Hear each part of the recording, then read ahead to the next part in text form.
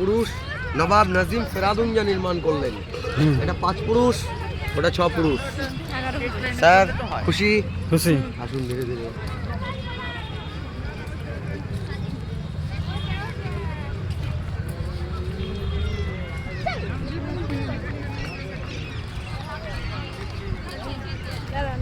নবাব সিরাজদৌল্লার মাত্র 4টে জিনিস এখানে আছে।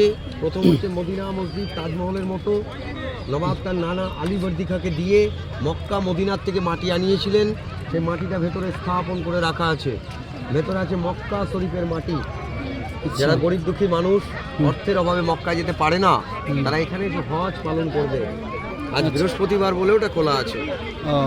নবাবের তলোয়ার আছে, ড্রয়িং আছে। নবাবের উচ্চতা ছিল 7 ফুট 2 ইঞ্চি লং। আর নবাবের কবর আছে, সমাধি 34 জন। ভাগীরথী নদী দেখাবো, নদীর ওপারে খোশ বাগ। 4টে জিনিস নবাবের, বাদ বাকি সব মির্জাফরের বংশধরদের। চলে আসুন স্যার ধীরে ধীরে।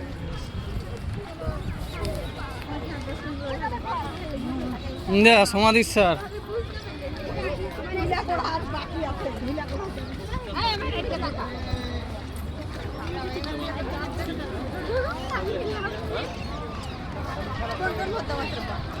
কামানটি অতি ভয়ানক, বাচ্চাওয়ালি তোপ। নদী গর্ভে থেকে কুড়িয়ে পাওয়া গেছিল বালি কাটতে গিয়ে। একবার চার্জ করেছিল নবাবরা 18 শের বারুদ দিয়ে, নদীর দিকে মুখ করে চার্জ করেছিল কামানের ক্ষমতা জানার জন্য। চার্জার করার সাথে সাথে 10 মাইলের মধ্যে যে সমস্ত মা বোনেদের পেটে সন্তান ছিল গর্ভবতী, সকলের গর্ভপাত ঘটল। মা বাচ্চা উভয় মারা গেলেন বলে নাম রাখা হলো বাচ্চাওয়ালি তোপ। এর ওজন 6000 কেজি। একবারই ব্যবহার হয়েছিল, দ্বিতীয়বার কোনোদিনও হয়নি, ব্যবহার হয় নাম বাচ্চাওয়ালি কামান। আরও কামান আছে দেখাবো, চলুন স্যার দিকে।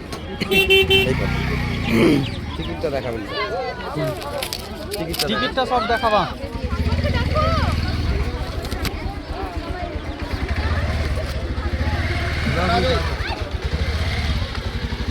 ছটা হবে, 6টা।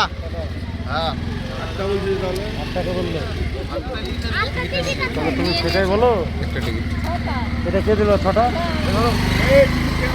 টিকিট হাতে রাখবেন, টিকিট হাতে রাখবেন, টিকিট হাতে রাখবেন।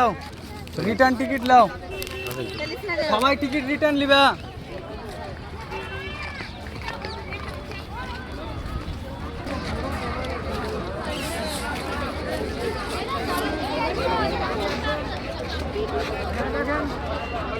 প্যালেসের সিঁড়ি আছে 37টি।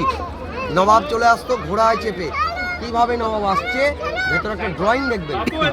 নবাব যখন আসতো এই কামানগুলো আকাশের দিকে মুখ করে চার্জ করে নবাবকে স্যালুট জানানো হতো। এটা হিন্দিতে বলা হয় সালামি তোপ। কোনো যুদ্ধে ব্যবহার হয়নি। একটা ডান দিকে, একটা বাঁ দিকে। বিচার করবে নবাব, কিন্তু বুদ্ধি দিবে স্যার ইংরেজ। তখন আইন ছিল ভারতবর্ষে দ্বৈত শাসন। ইংরেজদের অধীনে নবাবকে বিচার করতে হতো। ঋষি বঙ্কিমচন্দ্র চট্টোপাধ্যায়ের আনন্দমঠ উপন্যাস, রাজসিংহ উপন্যাস এর ইতিহাস লেখা আছে। এর জন্য 2টো রয়্যাল লায়ন। এটা ব্রিটিশদের রাজকীয় সিম্বল। 1876-এর পর ইংরেজ লর্ড ডালহৌসি এই কোর্ট নিয়ে গেল কলকাতায়। তখন কলকাতা দেওয়ানি কোর্ট চালু হলো। কলকাতার আগের কোর্ট এটা।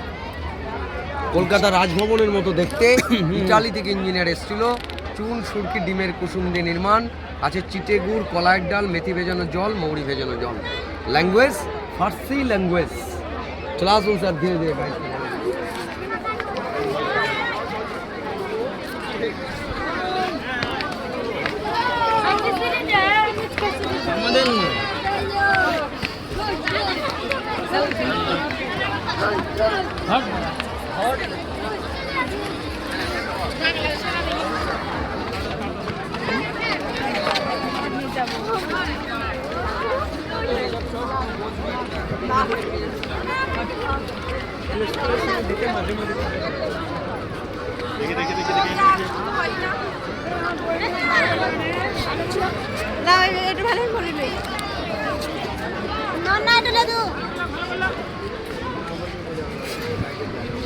ধরো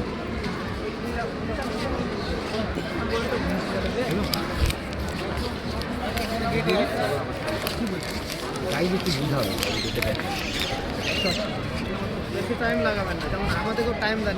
অত ব্যস্ত হবেন না স্যার, আপনি হয় না স্যার, বেড়াতে এসছেন, বেড়াতে আমরা বেড়াতে ব্যবহারটা ভালো রাখুন। ব্যবহারটা ভালো রকম। ব্যবহারটা আপনি ভালো রাখেন। আপনার থেকে হাজার হাজার আপনি মানুষ জায়গাটা দেখে। কিনে রাখেন, বুঝতে পারছেন তো? এই তো ফালতু কথা বলছি। ফালতু কথা আপনি আরে ভাই বেকার তর্ক করে লাভ নেই, আরে ভাই ওদিকে যাও তো। বেকার তর্ক করে লাভ আছে, বেকার তর্ক করে লাভ আছে বাচ্চা। ব্যবহার খারাপ। আর এটা নদী বইছে, ভাগীরথী গঙ্গা নদী। নদীর ডান দিকে নবাব সিরাজের প্যালেস ছিল। আসল প্রাসাদের নাম ছিল হীরা ঝিল। ওটা মূল্যবান কোষ্টি পাথর দিয়ে নির্মাণ ছিল। নবাব পলাশির যুদ্ধ ছেড়ে তার বেগম লুৎফার নেসা ছোট্ট কন্যাকে নিয়ে নৌকায় করে এই জলপথে পালিয়ে যাচ্ছিল পাটনা। নবাবের পরনে ছিল সোনার নাগড়া জুতো। নবাব জুতো পরতো সোনার। দানেশ ফকির নৌকার মাঝি অর্থের লোভে নবাবকে ইংরেজদের হাতে তুলে দিয়েছিল। নবাবকে মির্জাপুরের বাড়ি 7 দিন বন্দি রাখা হয়েছিল।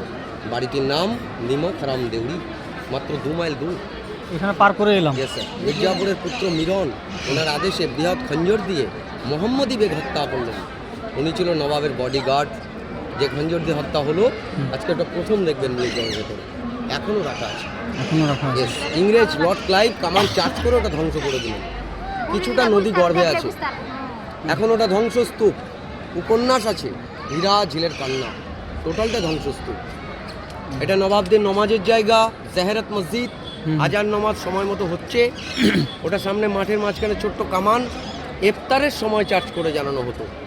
রোজা ভঙ্গের সামান্য সময়কে বলা হয় ইফতার, এই জন্য নাম দেওয়া হয়েছে ইফতারি। তো আসুন স্যার, আরও মসজিদ দেখাবো। চলো। 900, নকল 100, শত্রুদের ধোকা দেওয়ার জন্য। আসল নকল মিলিয়ে 1000টা দুয়ার বলে প্যালেসের নাম হাজার দুয়ারি। 1000টা গেট, এটাই আসল গেট, এটা আসল, ওটা নকল। এটা নকল। চলে আসুন স্যার। সাত ধরো, সামনে হাট। এই স্যার 1 মিনিট, দুটো